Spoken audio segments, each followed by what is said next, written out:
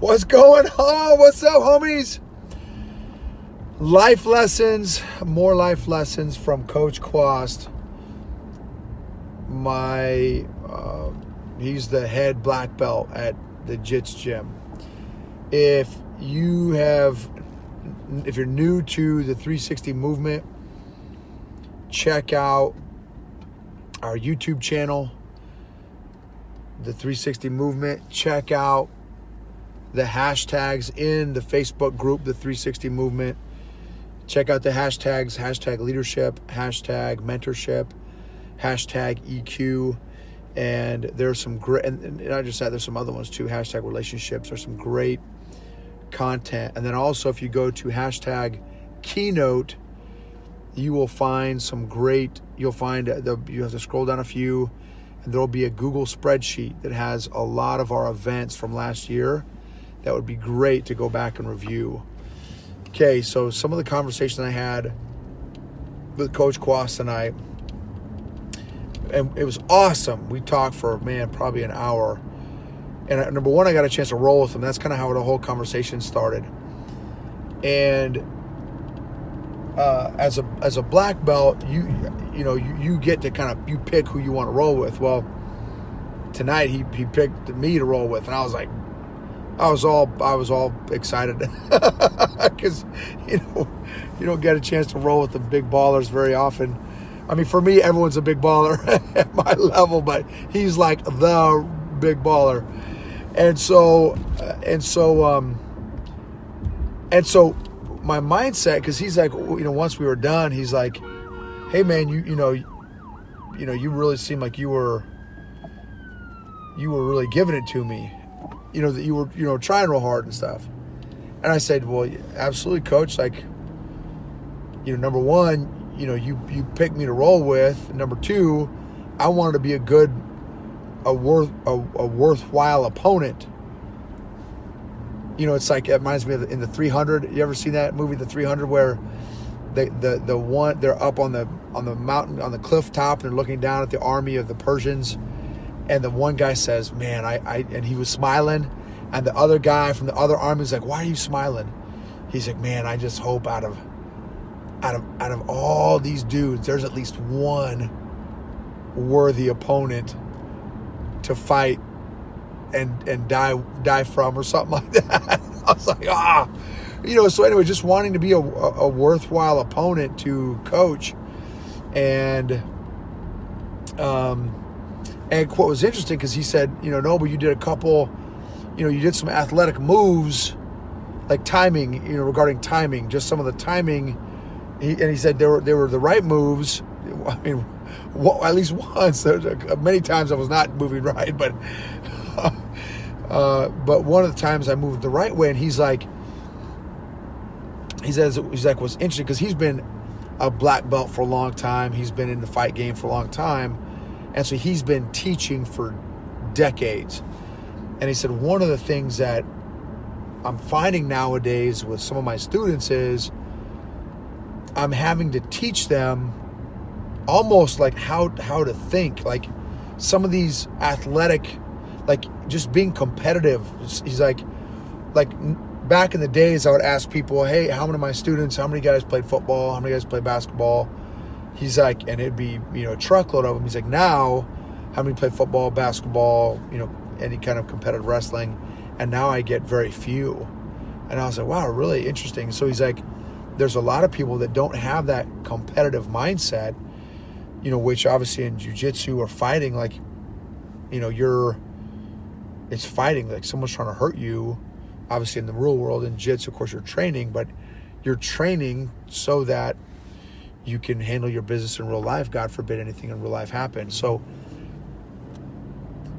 I just thought that, so there's a lot of stuff that in there that you can extrapolate. But one of those is like, because then he also said, he's like, there's some guys that come to my gym that ask me, hey, how do I get better, coach? And he's like, well, if you were here on Tuesday, you would know. And if you were here on Wednesday, you would know. And if you were here on Thursday, you would know.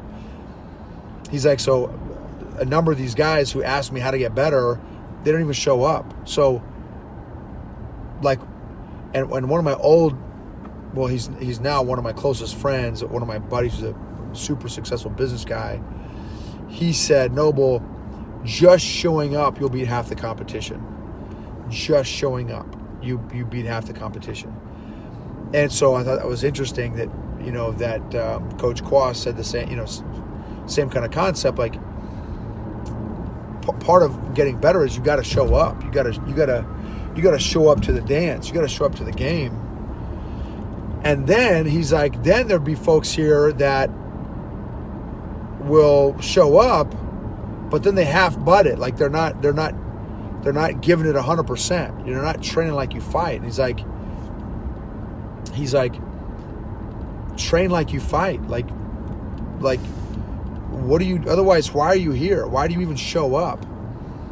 And then another thing he said was, so before class even starts, most people are just standing around doing nothing. He said, but there's one guy who's always doing something. He's like, and who is it? And it's one of the other coaches, a guy named Coach Damon. He's like, Coach Damon is always, he's running or he's doing drills or something, and everyone else is just sitting around doing nothing. He's like, why do you think he's one of the toughest guys in the gym? He's always doing something. So one of my takeaways from that was, who am I following? Am I following the masses, or am I following the guy who's in life where I want to be? There's one takeaway I had from that. Another takeaway I had from that was, how do I spend my downtime? Am I wasting my downtime? And not just jits, but in everything, my life. How am I investing? Am I spending my time, or am I investing my time? How am I handling my downtime?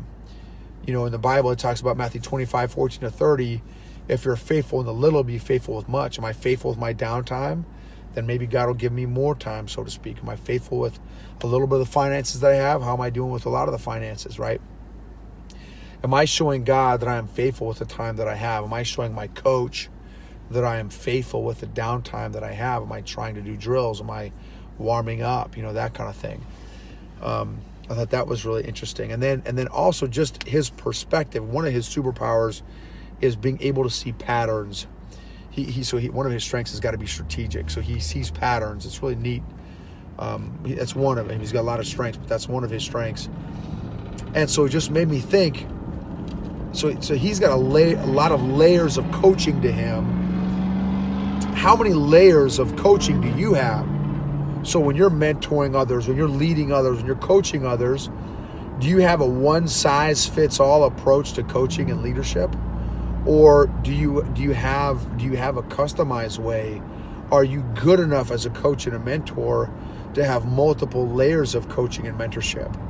So that's another thing that I would challenge you with is how many layers do you have? How customizable? How well versed are you in leadership and mentorship and relationships? Are you in being able to give the protege, the mentee, the student, how good are you at telling where they're at? Or are they in third grade? Are they in seventh grade? Are they in college? Are they in fifth grade? In their skill level at whatever you're trying to teach them, in finances or their faith or their relationships, their parenting.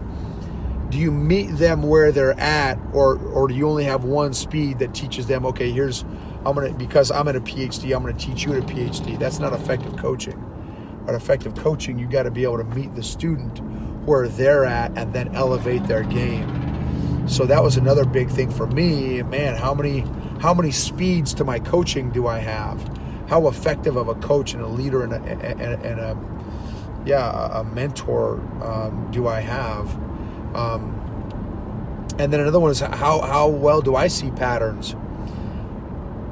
Am I able to pick up the nuances of leadership, the nuances of followership? How good of this is money? How good of a follower am I? Because that's another thing he said. He said, some of these guys I love coaching.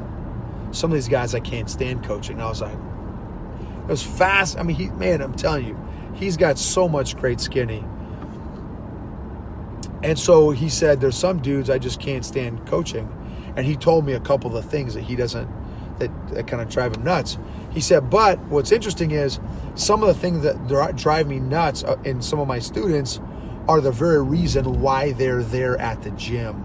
So I thought it was neat too.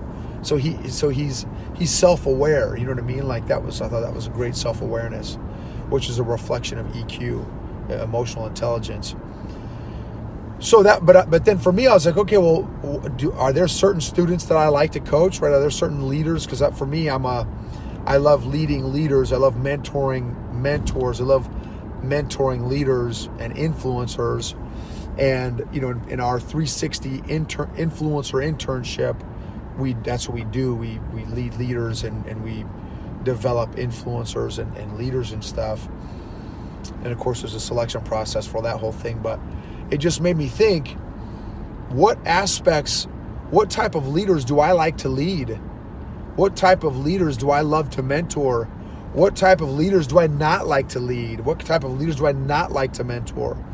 I just thought that was, man, you know, am I aware of that in my game? What kind of, you know, because he is that's a whole nother thing we talked about, is the type of fighters that are at his gym, the type of people that train at his gym it's very specific. And I've talked to so many other different people that have been to all these different gyms, and they're like, no, the gym that you know, Team Rock is just different, man. It's different. And I don't know, because I've only been to one gym, so I have no idea.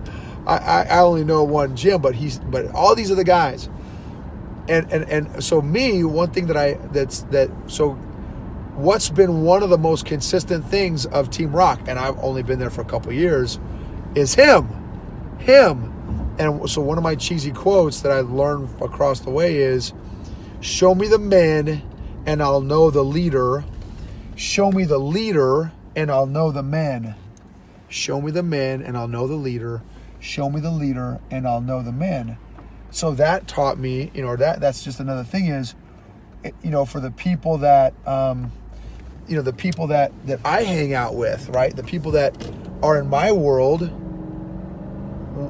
when anybody meets anybody that I mentor and lead, what can they tell about me by the people that I mentor? And vice versa.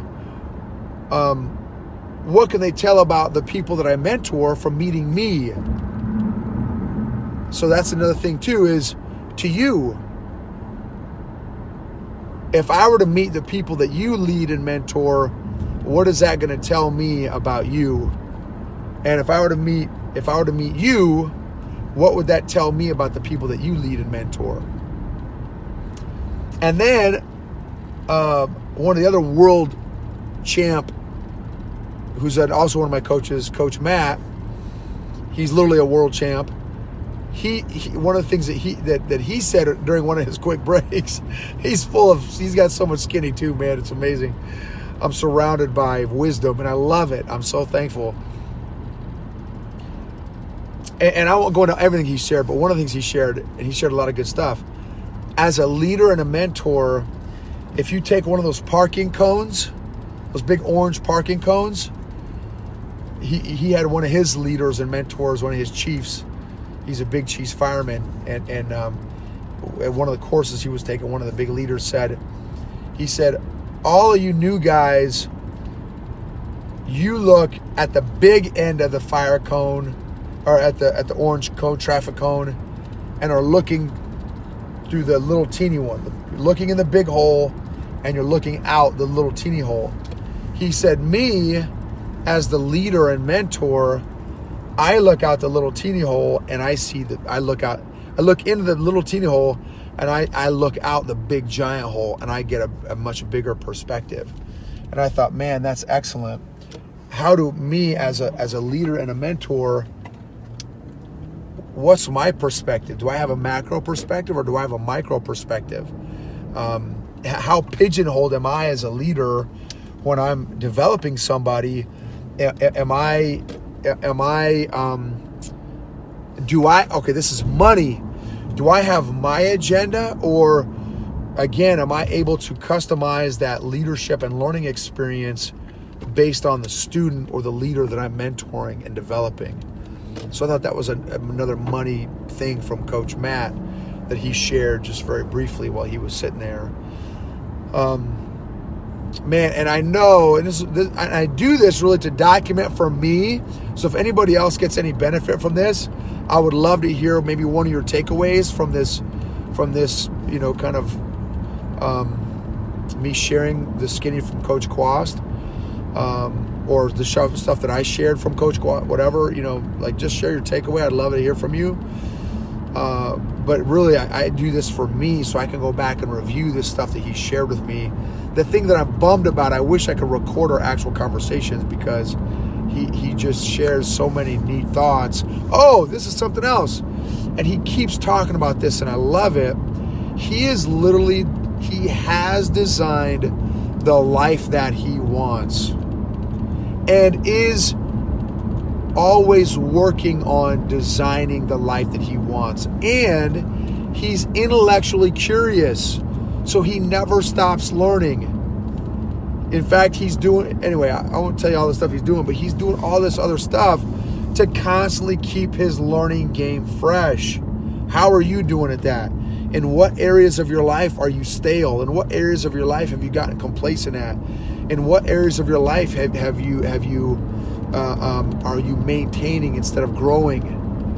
So stay hungry, stay thirsty, my friends. Stay hungry. Get yourself around a tribe of hungry people. How are you growing yourself? And don't just consume, contribute. Contribute as well.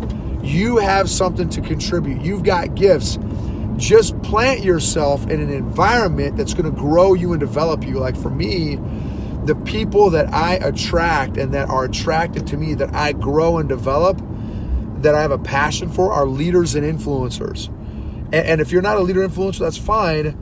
But if you are a leader and influencer, find a tribe, man. Find a spot where you can grow in. An environment that's going to challenge you. Anytime I talk to him, Coach Kwast, Coach Matt, any of the coaches I have, I get sharpened. Who do you sharpen and who sharpens you? Who do you sharpen and who sharpens you? So anyway, hopefully you got something out of this. Put your takeaways in the chat log, in the thread. I'd love to hear from you. Check out our YouTube channel. Check out some of the previous videos. Check out our Facebook group, the 360 Movement. And refer folks too. If you know folks that are hungry to grow in every area of their life, that are serious about growing every area of their life, invite them to the tribe. You guys rock. God bless you.